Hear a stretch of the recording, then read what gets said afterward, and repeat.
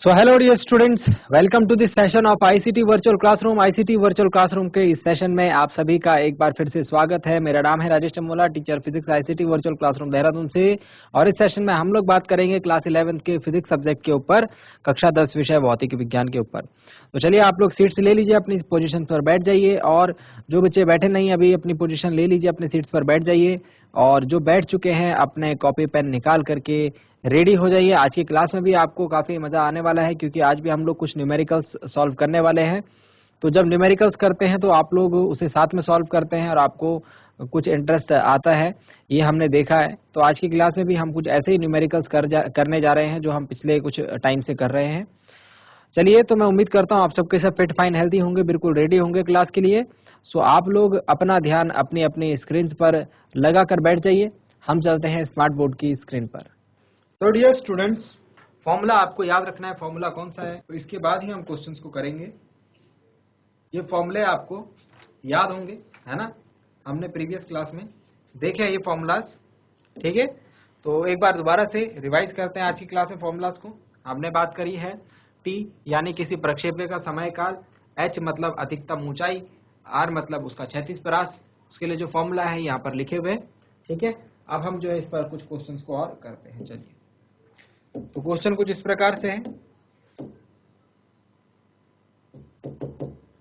यदि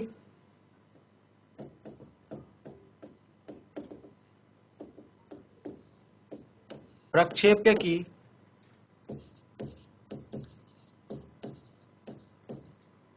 अधिकतम ऊंचाई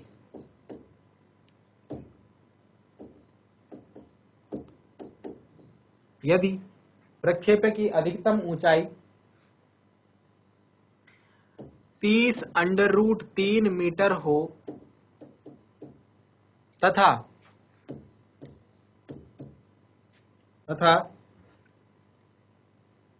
क्षैतिज परास 120 मीटर हो, तो इसका प्रारंभिक वेग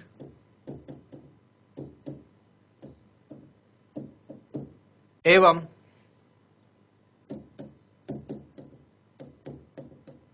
प्रक्षेपण का कोण ज्ञात करें। चलिए, एक क्वेश्चन है हमारे पास, इंटरेस्टिंग क्वेश्चन है थोड़ा, ठीक है। इसको करने की हम लोग कोशिश करते हैं यहाँ पर। तो हमारे पास जो दिया है डाटा, दिया है क्या क्या चीजें हमें दी है क्वेश्चन में। क्वेश्चन को सबसे पहले पढ़ेंगे। हमें दिया हुआ है प्रक्षेप्य की अधिकतम ऊंचाई। अधिकतम ऊंचाई को हम किससे निरूपित करते हैं डियर स्टूडेंट्स? कैपिटल एच से। कैपिटल एच हमें दिया हुआ है 30√3 मीटर। कितना दिया हुआ है? 30√3 मीटर, ठीक है। इसके बाद हमें दिया हुआ है क्षैतिज परास 120 मीटर। क्षैतिज परास को हम लोग किससे निरूपित करते हैं भाई? कैपिटल आर से, 120 मीटर। हमसे पूछा हुआ है प्रारंभिक वेग। प्रारंभिक वेग का मतलब होता है स्मॉल यू, और प्रक्षेपण का कोण। प्रक्षेपण का कोण को हम कैसे लिखते हैं भाई? थीटा से। तो ये दो चीजें हमको निकालनी है, ठीक है, और ये दो चीजें हमारे पास दी हुई। क्वेश्चन को पढ़ने के बाद सबसे पहला काम हमारा ये रहेगा, हमारे पास डेटा हमको जो है एक तरीके से कलेक्ट कर लेना है। डेटा को क्या करना है? कलेक्ट कर लेना है। चलिए स्टार्ट करें इसका सॉल्यूशन। चलिए, हमें क्या दिया हुआ है? अधिकतम ऊंचाई दी हुई है h बराबर 30√3। तो अधिकतम ऊंचाई का हम सूत्र जानते हैं,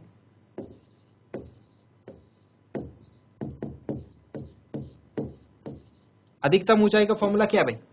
ये है u² sin² θ/2g। मतलब कि हमको u² sin² θ/2g की वैल्यू दे रखी है। u² sin² θ/2g is equal to 30√3 metre. ये बात समझ में आ गई? ठीक है। अब यहां से हम देखेंगे कि जो u²/g की वैल्यू है, u²/g की वैल्यू, अभी मैं इसे सॉल्व नहीं करता हूं आगे, ठीक है। आप बोलेंगे सर आप क्यों कर रहे हो? तो इसमें हम एक काम करते हैं, अभी पहले चीज से हमें ये फाइंड आउट हुआ। सेकंड चीज, दूसरी बात, हमें जो दिया हुआ है वो आर की वैल्यू दी हुई है, आर बराबर कितना 120 मीटर। आर का फॉर्मूला भी लगा लीजिए, आर का फॉर्मूला भी लगा लीजिए। आर का फॉर्मूला है u square sine 2 theta upon g, u square sine 2 theta upon g is equal to 120। मैं देख रहा हूं अगर मैं दोनों इक्वेशन सॉल्व कर लूं, दोनों इक्वेशंस को सॉल्व कर लूं तो मुझे u की वैल्यू मिल सकती है। यहां से मुझे थीटा मिल सकता है या फिर u की वैल्यू मिल सकती है आसानी से, है ना। तो मैं क्या करता हूं, यहां से u स्क्वायर अपॉन जी जो कि उधर भी है ना। ये देखो u स्क्वायर अपॉन जी जो है यहाँ पे भी है। देखो मैं दिखाने की कोशिश करता हूँ, देखो u स्क्वायर बटे जी, इसकी वैल्यू मैं यहां से निकाल करके इधर रख देता हूं। तो यू स्क्वायर अपॉन जी की वैल्यू क्या आ रही है, यहाँ से यू स्क्वायर अपॉन जी की वैल्यू आ रही है, यू स्क्वायर और जी को यहाँ छोड़ दो, बाकी सारा उधर लेके जाओ। तो 30√3 के साथ क्या आ जाएगा, 2 आ जाएगा ऊपर और नीचे आ जाएगा साइन स्क्वायर थीटा। आ गई ये बात समझ में। ये 2 जो है डिवाइड में है, इधर जाके मल्टीप्लाई हो जाएगा, ये मल्टीप्लाई में इधर जाके डिवाइड हो जाएगा। क्रॉस मल्टीप्लीकेशन हम जानते हैं ना, ठीक है, वज्र गुणा हम जानते हैं, वो यहाँ पर हो जाएगा। इतना समझ में आ गया। यू स्क्वायर अपॉन जी की जो वैल्यू है वो मैं यहां पर रखूंगा। तो यहां पर क्या हो जाएगा, देखो ना जरा ध्यान से, यहां पर क्या हो जाएगा, यहां पर हो जाएगा साइन 2 थीटा तो पहले से है ना, साइन 2 थीटा तो पहले से है ना। अब यू स्क्वायर अपॉन जी की जगह पे मैं कौन सी वैल्यू रख रहा हूं, ये वाली वैल्यू रख रहा हूं। तो यू स्क्वायर अपॉन जी की जगह पे क्या आ जाएगा, 30√3 into 2 upon sine square theta is equal to क्या भाई 120, बराबर में क्या लिखा है 120। यहां तक समझ में आ गया, इसमें किसी को कोई दिक्कत तो नहीं है, नहीं। अब यहां से जो है वैल्यू निकाल लेंगे हम लोग, यहां से हम वैल्यू फाइंड आउट कर लेंगे। देखो साइन 2 थीटा बराबर क्या होता है, साइन 2 थीटा होता है 2 साइन थीटा कॉस थीटा, ठीक है। इस साइन 2 थीटा को मैं ये लिख सकता हूं और इसके बाद है यहाँ पर 30√3 और फिर उसके बाद है 2 अपॉन में साइन स्क्वायर थीटा। तो साइन स्क्वायर थीटा को मैं क्या लिख सकता हूँ, sine theta into sine theta. जो चीज स्क्वायर में होती है उसको मैं 2 बार लिख सकता हूँ, है ना। एक साइन थीटा से एक साइन थीटा काट दीजिए, हमारे पास यहाँ पर फॉर्मूला बनेगा 2 कॉस थीटा। 1 मिनट, 2 और 2 की मल्टीप्लाई कर लेते हैं हम लोग, 2 और 30 और 2 इनकी मल्टीप्लाई करेंगे तो कितना आएगा, 30 दूनी 60 दूनी 120, है ना। 120 120 और √3 और साथ में क्या है कॉस थीटा बचा है ऊपर और नीचे बचा है सिर्फ sine theta is equal to आएगा 120। यहां तक समझ में आ गया। थीटा की वैल्यू आई, अब तक किसी का थीटा का मान आया है, जिस किसी का मान आया जरा हाथ खड़ा करके बताएं। थीटा की वैल्यू अगर किसी बच्चे की आई है तो बता सकते हैं। चलो नोट डाउन कर लिया होगा, ठीक है। इसके आगे मैं यहीं पर नोट डाउन कर रहा हूं, ये कैलकुलेशन आपको समझाने के लिए कर रहा हूं, ठीक है। तो हमारे पास जो लास्ट लाइन बनी थी वो कुछ इस प्रकार से बनी थी, 120√3 cos theta upon sine theta is equal to 120। अब इधर cos theta upon sine theta को रहने दो, ठीक है, और बाकी जो है 120 और 120 अपॉन √3 को इधर भेज दिया तो ये कट जाएगा। हमारे पास जो बचेगा वो बचेगा cos theta upon sine theta is equal to 1 upon √3। ये स्टेप्स मैं आपको दिखाने के लिए कर रहा हूँ बच्चों, ठीक है, ताकि आपको समझ में आए कि हमारे पास वैल्यू जो है वो कहाँ से आ रही है, 1 अपॉन √3। इसको मैं अगर उल्टा करके लिखूं, sine theta upon cos theta is equal to क्या बन जाएगा, √3 अपॉन 1, है ना। और sine theta upon cos theta क्या होता है भाई, टेन थीटा। तो मैं लिख सकता हूं टेन थीटा की जो वैल्यू है, tan theta is equal to √3। यहां तक समझ में आ गया, tan theta is equal to √3। Tan theta का मान √3 कितने पे होता है, टेन थीटा का मान √3 कितने पे होता है, जब थीटा 60 डिग्री होता है। तो मुझे समझ में आ गया थीटा की वैल्यू कितनी है भाई, 60 डिग्री है। Theta is equal to 60 degree.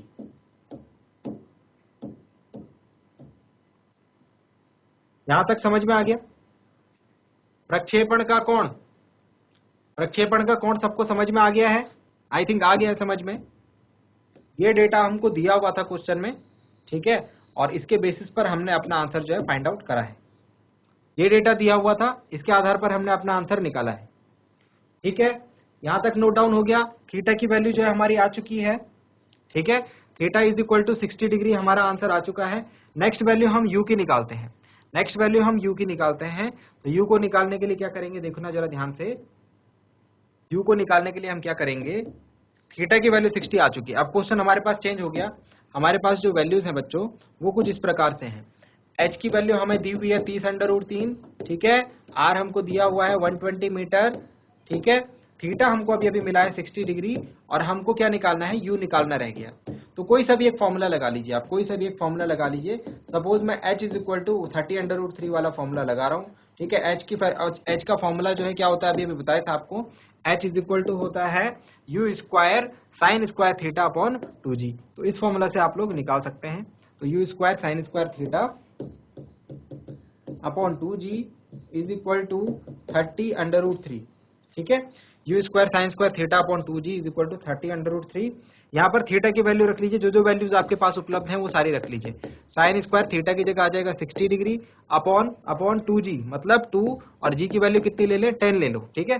g is equal to 10 metre प्रति सेकंड स्क्वायर। ये क्या है g, acceleration due to gravity, गुरुत्वीय त्वरण, ठीक है।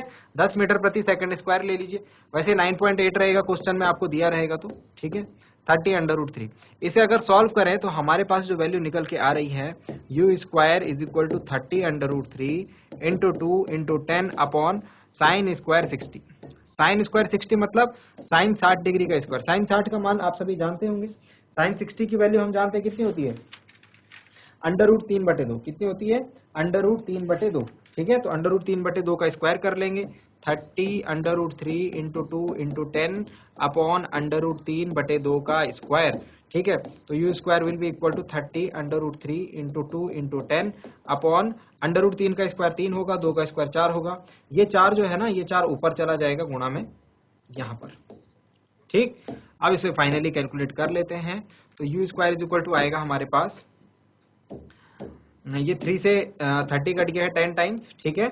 और हमारे पास जो बचा है वैल्यू, वो बची है 10 10 100, 100 2 200 और 2 4 800, 800√3, ठीक है। u स्क्वायर की ये वैल्यू बन रही है, समझ में आ रहा है आपको, ठीक।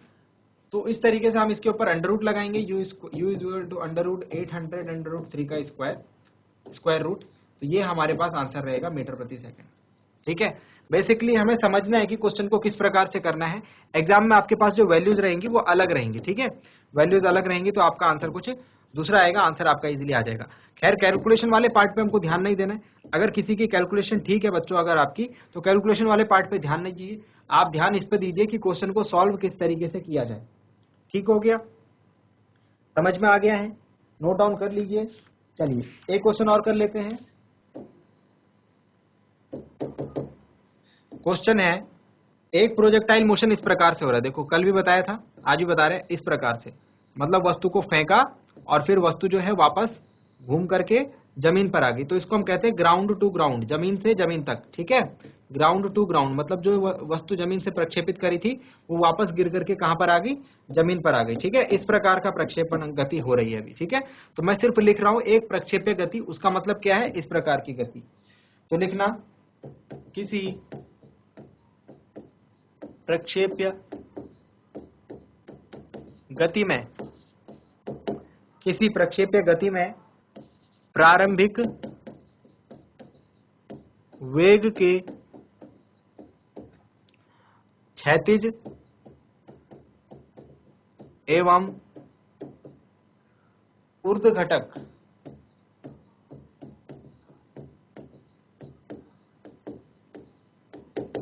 क्रमशः 6 मीटर प्रति सेकंड तथा 8 मीटर प्रति सेकंड है। ज्ञात कीजिए। तो आपको क्या क्या ज्ञात करना है भाई, t निकालना है मतलब समय काल, प्रक्षेपण का समय काल, h निकालना है मतलब अधिकतम ऊंचाई जहां तक वो प्रक्षेप जाएगा, और r निकाल लेना है आपको, r मतलब क्षैतिज परास, और थीटा निकाल लेना है आपको प्रक्षेपण का कोण क्या होगा। ये चारों चीजें आपको निकालनी है। चलिए सॉल्यूशन देखते हैं इसका और समझने की कोशिश करते हैं।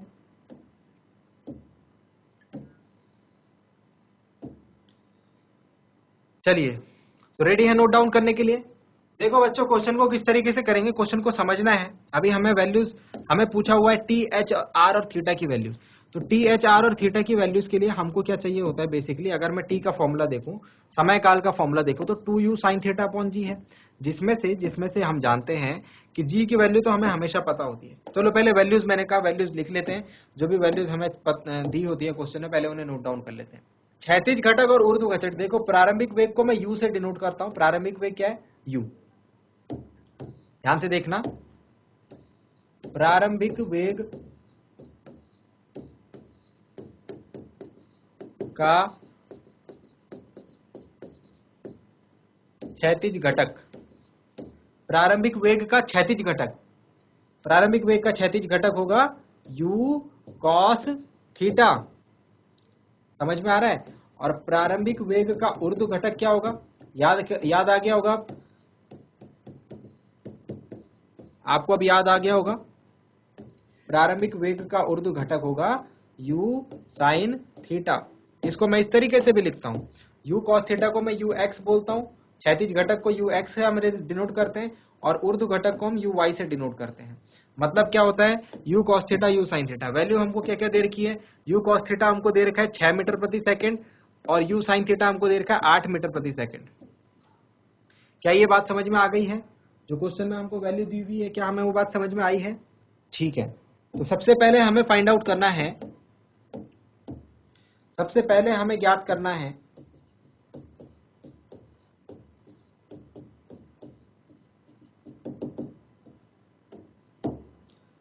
t, यानी कि प्रक्षेपण का समय काल। तो t is equal to formula होता है हमारे पास 2u sin थीटा अपॉन जी, 2u sin थीटा अपॉन जी। जी का मान याद रखेंगे भाई, जी का मान 10 मीटर प्रति सेकंड स्क्वायर लेना है हमको। हम यहाँ पर सारे क्वेश्चन के लिए 10 मीटर प्रति सेकंड स्क्वायर लेंगे। एग्जाम में आपको दिया रहेगा, जो क्वेश्चन रहेंगे उसमें आपको ये दिया रहेगा। ठीक है, अगर आपको समझ में नहीं आ रहा है, कुछ बच्चे जो हमारे साथ नए जुड़े हैं आज, मैं एक बार क्विकली आपको समझा देता हूँ। देखो प्रक्षेपण जो है किस प्रकार से होता है, आई थिंक प्रीवियस क्लासेस में हमने समझा था। कुछ नए बच्चे आए हैं आज, ठीक है, उनको समझाने के लिए जस्ट बता रहा हूँ। ठीक है, जैसे ये है हमारे पास, वेट अ मिनट, यहाँ पीछे मैंने समझाया है कहीं पर। ये देखो, ये देखिए, यहां से जो है इस बिंदु पर से हमने जो है वस्तु को प्रक्षेपित करा। मतलब आप सोचिए आपके हाथ में कोई बॉल है और आपने उसको ऐसे फेंका ऊपर की तरफ, तो वो थोड़ी देर में क्या होगी? घूम करके नीचे पहुंच जाएगी भाई, है ना।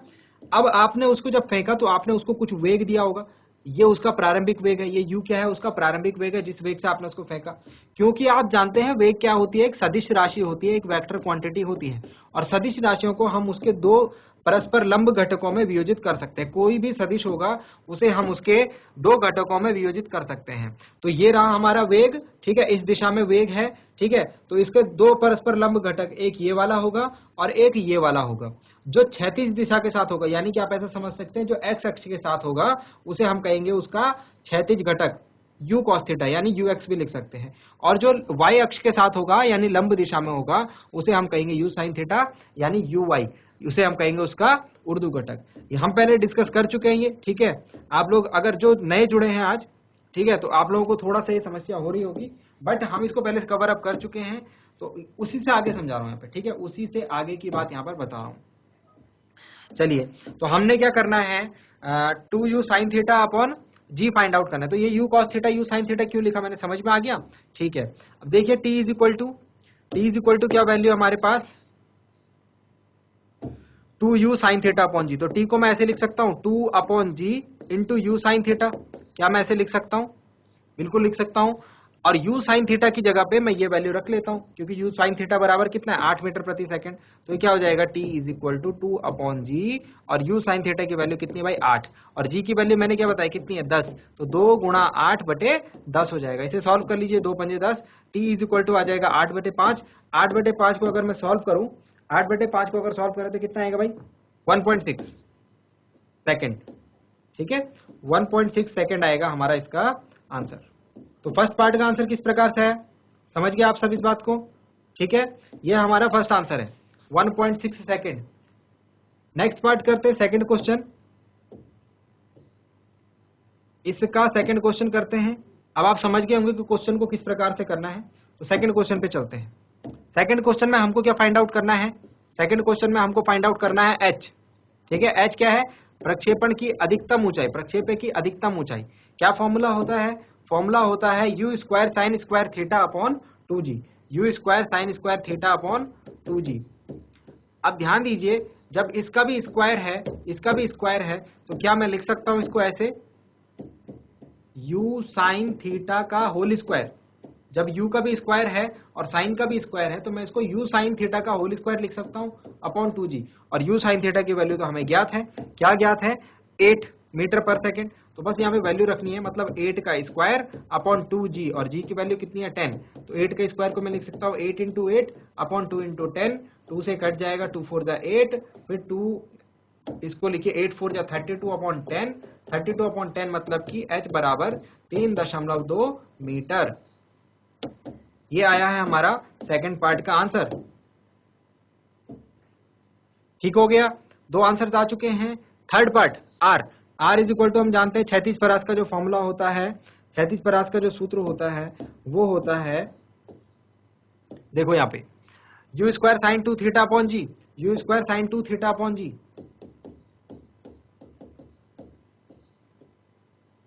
साइन 2 थीटा अपॉन जी। तो मैं क्या इसे ऐसे लिख सकता हूं, u स्क्वायर साइन 2 थीटा को u square 2 sine theta cos theta, क्योंकि साइन 2 थीटा क्या होता है 2 साइन थीटा कॉस थीटा, है ना। अब इसे मैं एक और तरीके से लिख सकता हूं, जरा ध्यान देना, यहां नीचे पर ही लिख रहा हूं, यहां नीचे पर ही लिख रहा हूं, r is equal to u square है तो 2 को तो मैंने 2 अपॉन जी को बाहर ले लिया, u स्क्वायर है मतलब 2 u है, एक u को मैं साइन थीटा के साथ लिख देता हूं, एक u को मैं कॉस थीटा के साथ लिख देता हूं, कोई दिक्कत तो नहीं है। देखो मैं अलग अलग लिख रहा हूं, जो ऊपर है वो सारा मैंने सेम लिखा है, एक u को मैंने लिख दिया है साइन थीटा के साथ, ठीक है, और स्क्वायर है तो एक u को मैंने लिख दिया है कॉस थीटा के साथ, इस वाले कॉस थीटा के साथ, ठीक है, और 2 u हो गए पूरे, और ये 2 अपॉन जी है, ये मैंने बाहर लिख दिया, तो पूरा का पूरा सेम लिख दिया ना, अलग अलग करके लिख दिया, ठीक है। अब देखो u साइन थीटा की वैल्यू आपको पता है क्या है 8, और u कॉस थीटा की वैल्यू पता है 6, तो सिंपली मैं यहां पर ही वैल्यू पुट करके आंसर निकाल रहा हूं। r का जो मान आएगा, r will be equal to 2 upon G की वैल्यू 10 रख लो, u साइन थीटा की वैल्यू 8 है, u कॉस थीटा की वैल्यू 6 है, ठीक है, इसे सॉल्व कर लीजिए आपका आंसर आ जाएगा। r will be equal to 8 दूनी 16 और 16 चिके 16 6 96 अपॉन 10, मतलब कि 9.6 मीटर, 9.6 मीटर। ये आंसर आया हमारा थर्ड पार्ट का, ये आंसर है थर्ड पार्ट का। ठीक हो गया, 3 आंसर हमारे आ चुके हैं। लास्ट वाला आंसर निकालना है थीटा, यानी प्रक्षेपण का कोण। प्रक्षेपण का कोण यहां पर निकाल देते हैं, किस प्रकार से निकालेंगे देखिए। आई थिंक आप सारी चीजें आपने नोट डाउन कर ली होंगी, न्यूमेरिकल चल रहा है, साथ साथ नोट डाउन करते रहें, जैसे जैसे समझ में आता रहता है, ठीक है। हमको निकालना है, हमको दिया हुआ था u cos थीटा, हमको दिया हुआ था 6 मीटर प्रति सेकंड, ठीक है, और u sin थीटा हमको दिया हुआ था 8 मीटर प्रति सेकंड। अब तो हमें ये बात समझ में आ गई।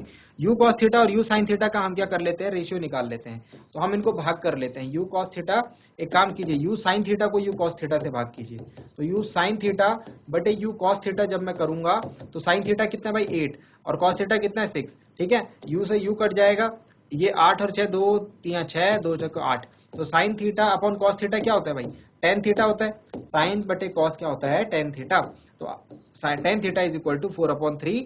यहाँ से मैं थीटा की वैल्यू देख सकता हूँ, थीटा की वैल्यू आएगी टेन इनवर्स 4/3, तो ये आ गया हमारा थीटा। जिन बच्चों को आज पहली बार आ रहे हैं उनके लिए तो यहाँ पर आंसर आ चुका है, जो बच्चे पहले से क्लास नोट डाउन कर रहे हैं वो समझ गए होंगे 4/3 का क्या मतलब है। ये 4/3 का मतलब है एक समकोण त्रिभुज, जिसका क्या है, देखो ट्रिग्नोमेट्री हम कहाँ लगाते हैं भाई, समकोण त्रिभुज में। टेन थीटा का 4/3 आने का जो मतलब है वो ये है कि लंब जो है 4 है और आधार 3 है, तो कर्ण कितना हो जाएगा भाई, कर्ण 5 हो जाएगा, ठीक है। तो कौन सा ट्रायंगल था ये, जिसमें 4 5 3 होता था, जिसमें कर्ण 5 होता था, 4 होता था, 3 होता था, हमने बताया था ये एक स्पेशल ट्रायंगल है, स्पेशल समकोण त्रिभुज है, जिसमें कि जो कोण होता है 53 डिग्री का होता है। तो अगर कुछ बच्चों को अगर याद होगी ये चीज तो वो डायरेक्टली लिख सकते हैं थीटा इज इक्वल टू 53। जिनको नहीं याद वो सिर्फ इतना लिखें, theta is equal to tan inverse 4/3। अरे चीजें आप याद रखें, आपको जो है एडवांटेज देंगी एग्जाम टाइम पर, ऐसे इस प्रकार के क्वेश्चन जो है आपसे अक्सर पूछे जाते हैं। तो यहाँ तक समझ में आ गया, यहाँ तक नोट डाउन कर लिया। चारों वैल्यूज जो है हमने निकाल ली है, ये हमारी पहली वैल्यू है, ये दूसरी वैल्यू है, ये तीसरी वैल्यू है, और ये चौथी वैल्यू है। इसे जल्दी से नोट डाउन कर लीजिए बच्चों। सो आई होप आपको जो बातें बताई गई वो समझ में आई होंगी, आपको इंटरेस्टिंग लगी होंगी, आपने ध्यान दिया होगा, नोट डाउन किया होगा। और उम्मीद ये करता हूं कि घर से आप इन चीजों को रिवाइज करके एक बार जरूर आएंगे। क्वेश्चंस अपने खुद के लेवल से भी आप कीजिए। क्लास में अगर आपको कोई क्वेश्चन पूछना आप पूछ सकते हैं, डाउट अपने क्लियर कर सकते हैं। अगली क्लास में मिलते हैं एक नए इंटरेस्टिंग टॉपिक के साथ। क्लास से जुड़ने के लिए आप सभी का बहुत बहुत धन्यवाद। Thank you very much and have a nice day.